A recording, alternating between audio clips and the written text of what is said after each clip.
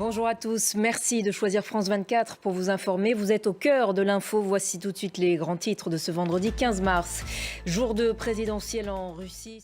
À la une donc de ce vendredi, l'élection présidentielle en Russie sans aucun suspense, je vous le disais, puisque Vladimir Poutine est assuré d'être réélu pour un nouveau mandat de 6 ans, l'opposition ayant été totalement éradiquée.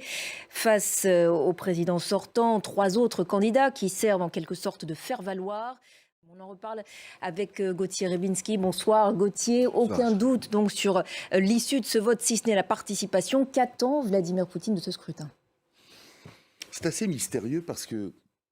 Merci beaucoup Gauthier pour votre éclairage. Et pendant ce temps, la Russie a mené aujourd'hui l'une des pires attaques de missiles depuis le début de l'invasion russe. Au moins 16 personnes tuées et une cinquantaine blessées aujourd'hui dans la ville portuaire d'Odessa. Et l'aide des Occidentaux à l'Ukraine au cœur de la visite du jour d'Emmanuel Macron à Berlin pour une discussion d'abord en tête-à-tête avec le chancelier Olaf Scholz avant une réunion à 3 avec le Premier ministre polonais Donald Tusk.